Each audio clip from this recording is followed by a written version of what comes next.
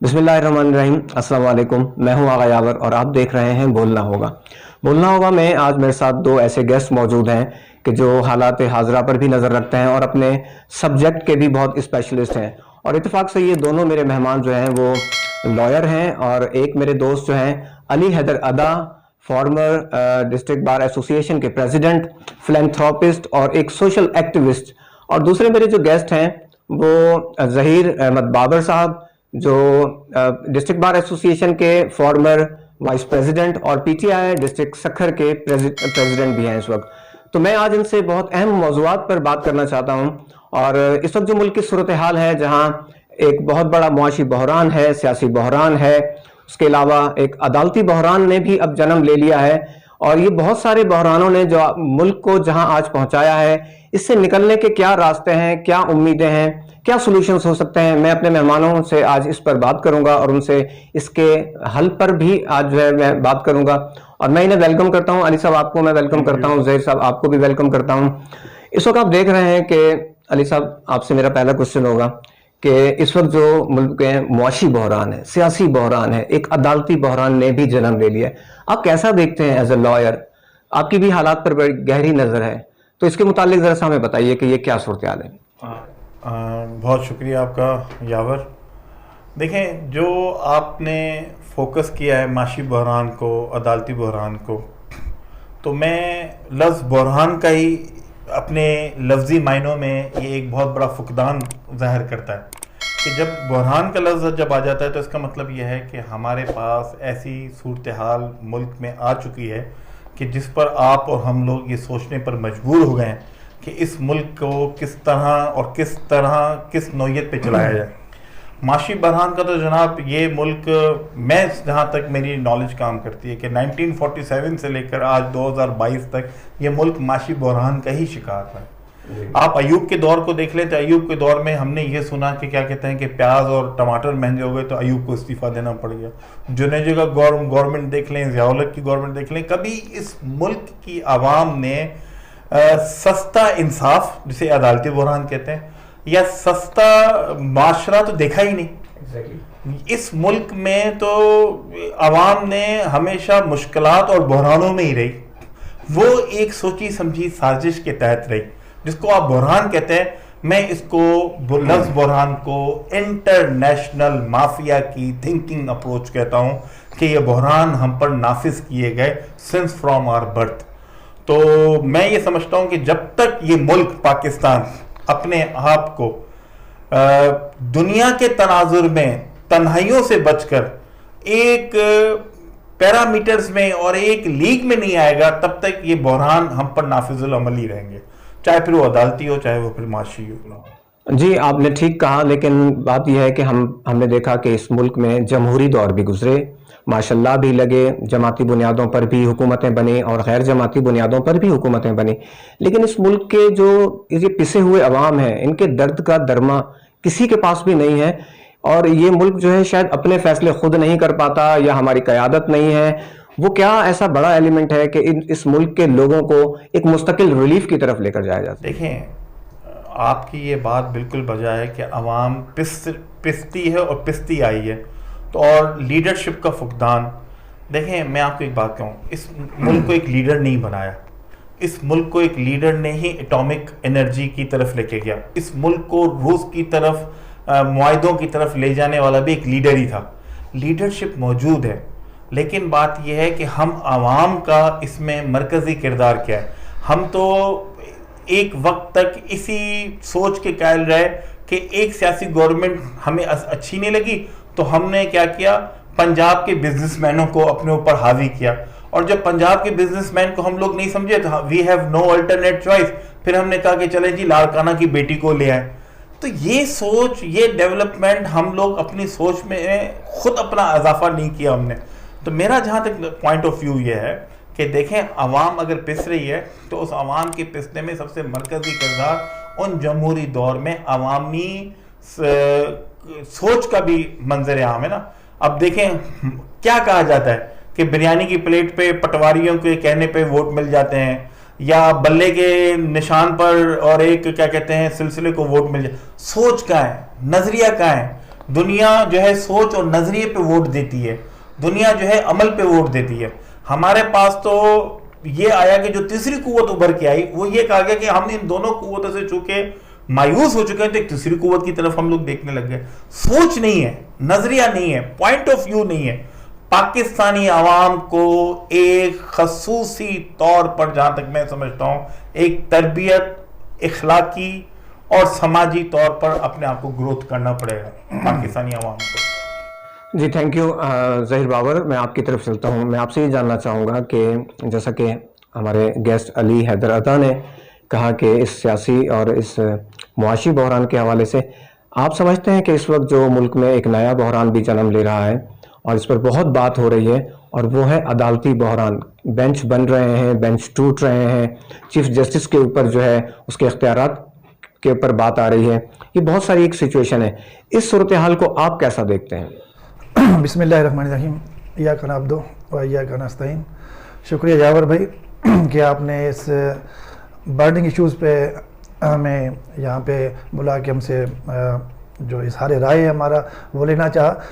میں سب سے پہلے تو ایک بات کہوں گا کہ پاکستان کی یہ بدنصیبی ہے کہ 1947 سے لے کر آج تک ہم ہمیشہ سپرمیسی آف لا کی بات تو کرتے ہیں، ہم کانسٹیٹیوشن کی بات تو کرتے ہیں، لیکن آج تک ہم نے کوئی حقیقی عملی کوئی نہ ایسی تحریک چلا سکے ہیں، نہ اس میں کامیاب ہو سکیں. اور اسپیشلی کہ جو ہماری انتظامیہ ہیں، جو ہمارے آئینی ادارے ہیں، انہوں نے کبھی آئین کی آزادی یا سپرمیسی آف لا کی جو ہے وہ اس کی حقیقی عملی طریقے سے اس کو ڈیلیور نہیں کر سکے اور نہ ہی اپنے اس کردار کو آئینی طریقے سے قوم کے سامنے، دنیا کے سامنے پیش کر چکے ہیں.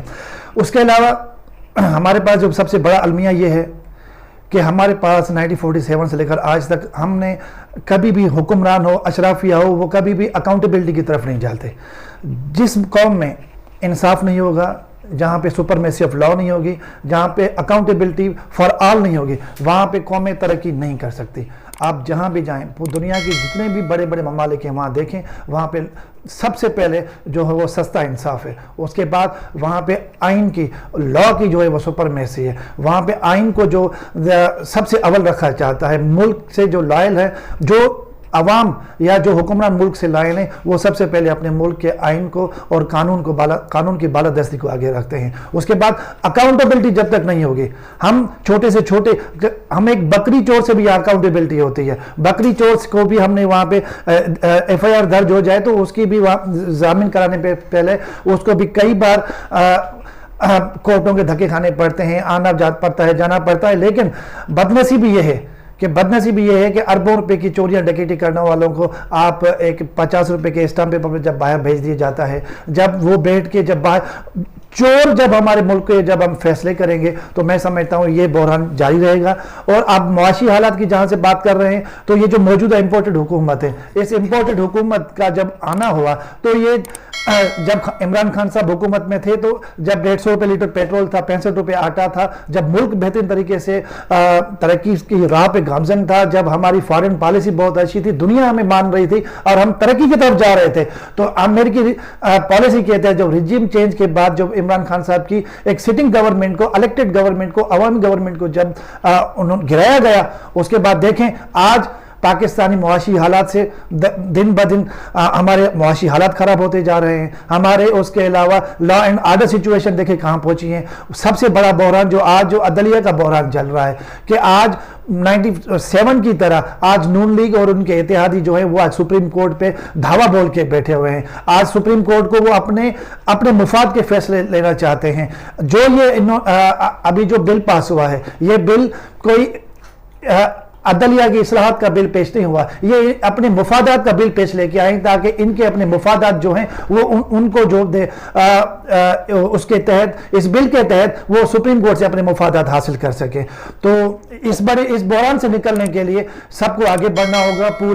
پوری मुल्क की और सालमियत को देखते हुए हमें आगे बढ़ना होगा और आइन और सुप्रीम कोर्ट का साथ देना होगा, क्योंकि अगर हम सुप्रीम कोर्ट को, अगर हम आइन को या इंसाफ के रास्ते को अगर हम उसमें कोई रुकावट पैदा करना चाहते हैं, या अगर हम आइन से या इंसाफ के रास्ते से अपनी पसंदीदा अगर हम वहां से अगर जजमेंट लेना चाहते हैं या अपना मुफाद हासिल करना चाहते हैं, तो मैं आपको बताता चलूं, अगर ऐसा अगर मुसलसल चलता रहा तो मुल्क और ज्यादा टूटता जाएगा, बिखरता जाएगा, अनारकी फैलती जाएगी, मुआशी हालात हमारे खराब होते जाएंगे, लॉ एंड ऑर्डर सिचुएशन खराब होती जाएगी। आप देखें जिस तरह से एक सियासी वर्करों को अगवा किया जा रहा है, जिस तरह से एक सियासी वर्करों को के घरों पे चार दीवारी का तकद्दुस पामाल करके उनके घरों में पुलिस जबरदस्ती जाकर वहां से लेडीज को, जेंट्स को पकड़ के गुम कर देती है। आप देखें अजहर मिशवानी साहब जो हमारे फोकल पर्सन है सोशल मीडिया के पास, इमरान खान साहब के, तो वो 8 दिन बाद आज वापस आए। अफसोस की बात यह है कि पाकिस्तान के आईनी इदारे, पाकिस्तान के लॉ एंड ऑर्डर सिचुएशन के जो जिनकी जिम्मेदारी है कि वो संभालें, अब वो सुप्रीम कोर्ट में पेश होते हैं कि हमें इसका उसकी गुमशुदगी का कोई पता नहीं है, जबकि रियासत एक माँ है और रियासती इदारों का ये काम है, उनकी जिम्मेदारी है कि अगर कोई शख्स कहीं भी गुम है या किसी को अगवा कर लिया गया है तो उसको आपकी जिम्मेदारी है कि उसको तहफ़्फ़ुज़ देना आपकी जिम्मेदारी है। तो मैं यही कहूँगा कि सुप्रीम कोर्ट के साथ पूरी कौम को खड़ा होना चाहिए, आइन के साथ खड़ा होना चाहिए और अकाउंटेबल सबको होना चाहिए, चाहे वो इमरान खान हो, चाहे वो नवाज शरीफ हो, जरदारी हो। जब तक ये लोग आप अकाउंटेबल नहीं होंगे तब तक मैं आपको बताना चाहता हूं बड़े अफसोस के साथ कि पाकिस्तान के हालात और ज़्यादा ख़राब होते जाएंगे और हमारी जो ये मुल्की हालात हैं इसमें और ज़्यादा अनारकी फैलती जाएगी। और मुझे डर है कि हम किसी खाना जंगी की तरफ ना चले जाएं जो हालात चल रहे हैं। जी, मुल्क खाना जंगी की तरफ न चला जाए और जो हालात ख़राब हो रहे हैं इसके जो जिम्मेदार हैं उसमें बहुत कलीदी ओहदों पर बैठे हुए कुछ लोग और इदारों को भी इसमें जो है जिम्मेदार करार दिया जा रहा है। लेते हैं एक छोटा सा ब्रेक, हमारे साथ रहिएगा। वेलकम बैक जी। चलते हैं अपने गेस्ट अली हैदरादा की तरफ। अली, मैं आपसे ये जानना चाहता हूँ कि इस वक्त मुआशी सूरत हाल जो है इसने सभी को अपनी लपेट में लिया हुआ है। आम आदमी की पहुँच से अशिया ज़रूरिया और जो बहुत बुनियादी जो ज़रूरियात हैं वो उसकी पहुँच से बाहर हैं। महंगाई की जो सूरत हाल है आप जानते हैं, बेरोज़गारी ऊपर से वो बालाए सितम है, उसके अलावा आप देखें कि रोज़गार बिल्कुल भी नहीं है, फैक्ट्रियाँ और मुआशी सरगर्मियाँ हमें दिखाई नहीं देती। ये हुकूमत जो है ये एजेंडा लेकर आई थी कि हम लोगों को रिलीफ देंगे और उसके अलावा रिजीम चेंज की भी इसमें बात की गई। तो आप क्या समझते हैं कि इस वक्त जो लोगों का जो रिलीफ है, इकोनॉमिकल रिलीफ, उसके लिए क्या सूरत हाल जो है वो होनी चाहिए कि लोग जो है वो आम लोग जो है रिलीफ ले सकें इसमें? मुझे हैरत इस बात की होती है कि कौन सी हुकूमत आइडियालॉजी लेकर नहीं आती। हर हुकूमत आइडियालॉजी लेकर आती है। और जिस रिजिम चेंज की आप बात कर रहे हैं, मुझे आप एक बात बताएं यावर, अगर ये इमरान खान की गवर्नमेंट 3 साल पहले जो उसका पीरियड रहा 3.5 साल, पौने 4 साल, क्या इमरान खान पाकिस्तानी अवाम का फेवरेट तरीन लीडर बन गया था? तो ये हकाइक के मुनाफी। इमरान खान का तो ये तो कोई सितारे और गर्दिश में आ गए और ये अल्लाह ताला ने कोई उसकी भलाई सुन ली जो ये उतर गया। अगर इमरान खान कंटिन्यूएशन होता, मैं आपको 100% इंश्योर करता हूं कि पाकिस्तानी अवाम इसको बहुत ही डीफेवरेट करके करार देती। ये तो उसकी नेकियां काम आ गई कि वो उतर गया। दूसरा ये कि आप मुझे ये बताएं कि जो रिजिम चेंज हुई है, जो पॉलिटिकली हमारे वो आया, इन लोगों का मोटिव क्या? ये लोग आजमाए हुए नहीं थे?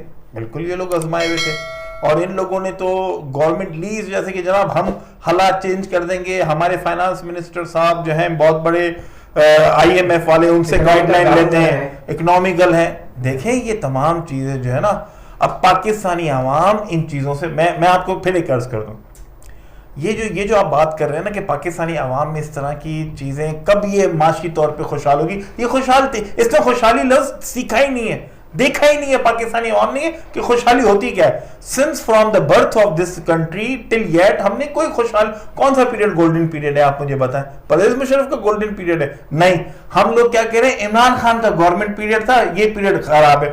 इमरान खान के दौरे हुकूमत में आप जाके देख लें 3.5 साल, पौने 4 साल पहले, तो वो लोग रो रहे थे कि मियाँ जी तुसी बड़े ग्रेट हो। मियाँ जी के पीरियड में मोहतरमा को हम लोग कहते हैं।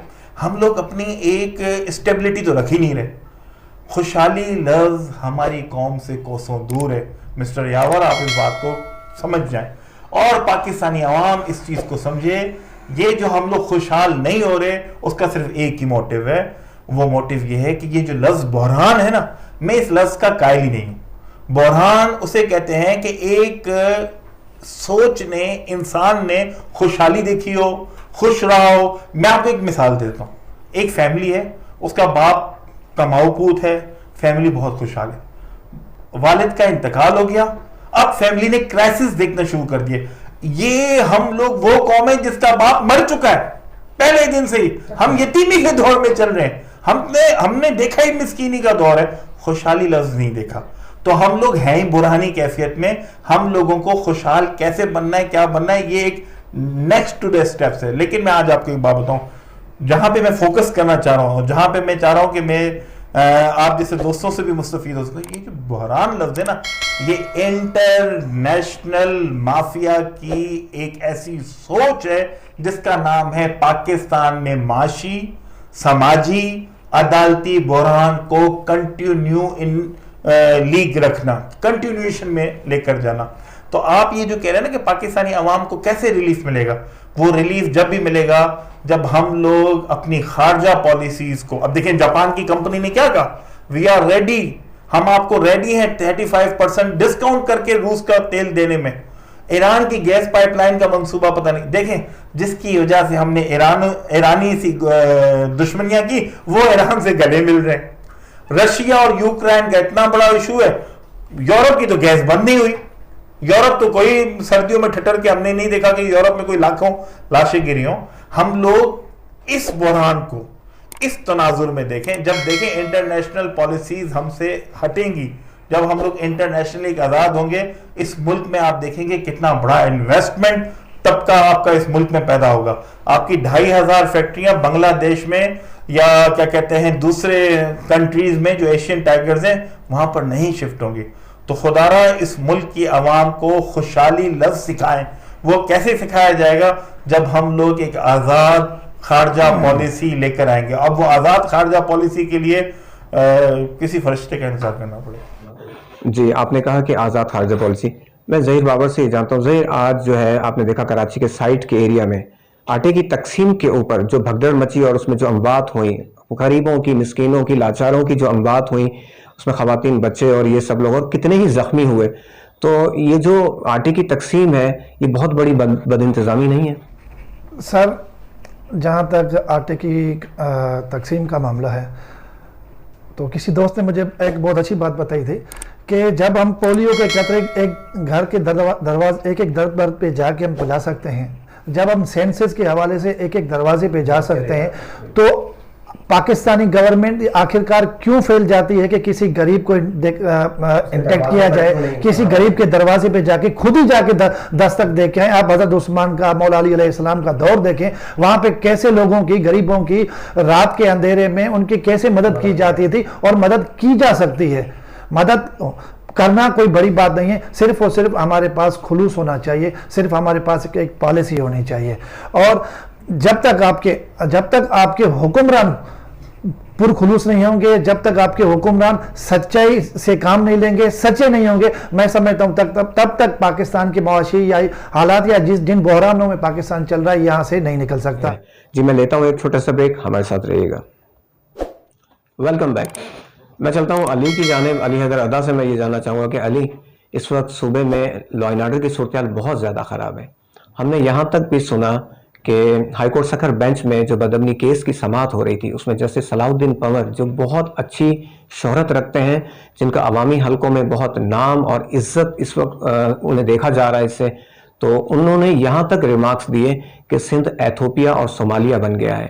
آئی جی جب غلام نبی میمن اس پیشی پر پیش ہوئے اور ان کے سامنے کھڑے ہوئے تو جسٹس صلاح الدین پنور کو یہ کہنا پڑا کہ آئی جی صاحب، آپ کو اور مجھے یہاں سے چلے جانا چاہیے، یعنی کہ یہ سیٹ چھوڑ دینی چاہیے، اور جو حالات ہیں وہ بہت بے بسی کا اس وقت انہوں نے اظہار کیا۔ یہ بہت ورسٹ کنڈیشن تھی کہ ہائی کورٹ اور انتظامیہ جب اس صورتحال پر پہنچ جائے تو ہم کہاں کھڑے ہیں اس کا اندازہ ہم کر سکتے ہیں۔ یہ لا اینڈ آرڈر کی صورتحال ہے علی، اس کو کیسے کنٹرول کریں؟ یہ کیا آپ دیکھ رہے ہیں اور یہ حالات کس طرف جا رہے ہیں؟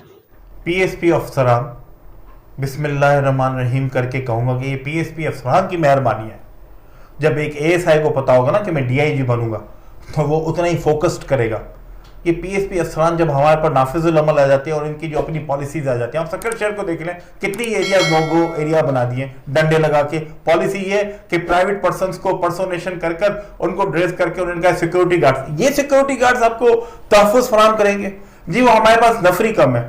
بھائی نفری کم ہے تو اپنے ساتھ 2-3 موبائلیں لے کے نہیں گھومو, وہ اسی وجہ سے گھومیں گے کیونکہ ان کو پتا ہے لا اینڈ آرڈر سچویشن اس ملک میں جب ہی صحیح ہو سکے گی جب اس ملک میں پولیس اور ایسی انفورسمنٹ ایجنسیاں ایک قانون کے دائرے میں اپنے آپ کو لے کر آئیں. قانون ان کا یہ نہیں کہتا کہ آپ کہتے ہیں کہ ایسے افسران ان کے اوپر تھوپ دیا. آپ بتائیں نا کتنے رینکرز ہیں SSP, یہ IGs اور یہ DIGs کتنے رینکرز ہیں؟ کوئی رینکر نہیں ہے ریئر ایگزامپلز کے علاوہ. مہربانی کر کے اس ملک کے اوپر رحم کریں. عوام یہ لا اینڈ آرڈر سچویشن کوئی ڈاکو, کوئی کچے کے ڈاکو آ کے شہر میں نہیں کرے. یہ شہر کے لوگ شہر کو لوٹ رہے ہیں, شہر کے لوگ شہر کو لوٹ رہے ہیں. اور اس لوٹنے کی سب سے مین وجہ صرف یہی ہے کہ ہمارے اندر بد امنی, ہمارے اندر غربت, ہم نے اس کو اپنا پہناوا سمجھ لیا. تو خدا را اس پہناوے سے باہر نکلنے کے لیے ہمیں اپنی پولیس کی انتظامی نظامی صورتحال کو اور لا سسٹم کو چینج کرنا پڑے گا, جس پہ عدالتیں بھی روتی ہیں, جس پہ بیوروکریسی بھی روتی ہے.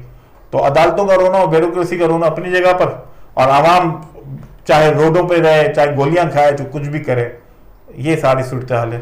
جی بالکل, آپ نے بالکل صحیح کہا. ظہیر آپ بتائیے کہ آپ اس میں پوائنٹ آف ویو کیا ہے؟ جی بالکل, آپ نے بالکل صحیح کہا. ظہیر آپ بتائیے کہ آپ اس میں پوائنٹ آف ویو کیا ہے؟ سر دیکھیں, جتنا بھی یہ لا آرڈر سچویشن خراب ہے تو یہ جو بھی حالات خراب ہو رہے ہیں یہ محافظوں کے سائے تلے ہو رہے ہیں. جب ہمارے محافظ سیاسی کارکنوں کے, سیاسی رہنماؤں کے گارڈ بنے رہیں گے, جب ان کے پروٹوکول میں بیزی ہوں گے. ہائی کورٹ کی خود کی یہاں پہ وہ رپورٹ ہے جو پولیس کی طرف سے سبمٹ کی گئی ہے کہ 1600 اہلکار جو ہیں وہ صرف اور صرف سیاسی رہنماؤں, ان کے بچوں, ان کے فیملیز, ان کے گھروں کے محافظ ہیں. جب چند گھروں کے محافظ 1600 پولیس والے جو ہیں وہ وہاں پہ ڈیپوٹ ہوں گے تو پورے ضلع کو کون سنبھالے گا؟ میں ایک سوال پوچھنا چاہتا ہوں کہ آخر وہ کون سی خلائی مخلوق ہے جو کچے کے دھاڑیلوں کے پاس اینٹی ایئر کرافٹ گنیں دے کے جاتی ہیں؟ وہ کون سی ایسی خلائی مخلوق ہے جو وہاں پہ میزائل, وہاں پہ لانچرز دے کے جاتی ہیں؟ ان کے پاس ایسی کیا قوت ہے کہ وہ پولیس والوں پہ دھاوا بول دیتے ہیں, ان کی بختر بند پکٹس دیتے ہیں, بختر بند گاڑیاں جو ہیں وہ ان سے چھین لیتے ہیں. ایسی گاڑیاں ہیں جو بختر بند گاڑیوں کو چیرتی ہوئی ان کو مار ڈال, ایسے ہتھیار ہیں. تو میں جب ہمارے پاس یہ پورا عملہ, ہمارے پاس پوری یہ ڈپارٹمنٹ موجود ہے, تو ان ڈپارٹمنٹس کے ہوتے ہوئے, ان آفیسران کے ہوتے ہوئے, کچے کے جو ان پڑھ لوگ ہیں, جو جاہل لوگ ہیں, جن کے پاس ایکسس نہیں ہے کہ وہ باہر آ سکے, وہ ان ایکسس کے باوجود جو موبائل استعمال نہیں کر سکتے, پولیس کے پاس تو بہت اعلیٰ معیار کی ٹیکنالوجی ہے کہ جہاں سے وہ ایزیلی وہ ایکسس کر سکتے ہیں کہ کون سا کام کہاں پہ ہو رہا ہے, یا کون سا ظہیر بابر کہاں بیٹھا ہے, علی ادر صاحب کہاں بیٹھے ہیں. تو جب یہ ساری چیز ٹیکنالوجی آپ کے پاس ہے, آپ کے پاس پیسہ بھی ہے, آپ کے پاس ڈپارٹمنٹ بھی ہے, اس کے باوجود بھی یہ جو لوگ, یہ جو گھنڈا راج, ڈاکو راج جو دن بدن بڑھتا جا رہا ہے. سکھر کے حالات دیکھیں, کبھی کوئی نوجوان کہیں شہید ہو رہا ہے تو کہیں پہ سیاسی ورکر شہید ہو رہا ہے, کہیں پہ کسی انتظامیہ کے کسی اعلیٰ آفیسر کو اغوا کر لیا جاتا ہے. تو میں سمجھتا ہوں اس سارے معاملات میں انتظامیہ بالکل فیل ہے. انتظامیہ جب تک آزاد نہیں ہوگی, اپنی پالیسی کے تحت نہیں چلے گی, سیاسی اقربا پروی کو چھوڑ کے وہ اپنے اگر فرائض انجام دے گی, تو میں سمجھتا ہوں تو سکھر کی صورتحال, صوبے کی صورتحال اور پاکستان کی صورتحال بہتر ہو سکتی ہے. بہت خوب جناب, آپ نے سنا کہ ظہیر بابر, علی حیدر ادا ایڈوکیٹ نے جو اپنی پوائنٹ آف ویو دیا, جو اپنی اس میں آراء دی, وہ آپ کے سامنے ہے. اب اس کے فیڈ بیک کا میں معاملہ آپ پر چھوڑتا ہوں. اپنا فیڈ بیک دینا نہ بھولیے گا. پروگرام بولنا ہوگا سے آغا یاور کو اجازت دیجیے. اللہ حافظ.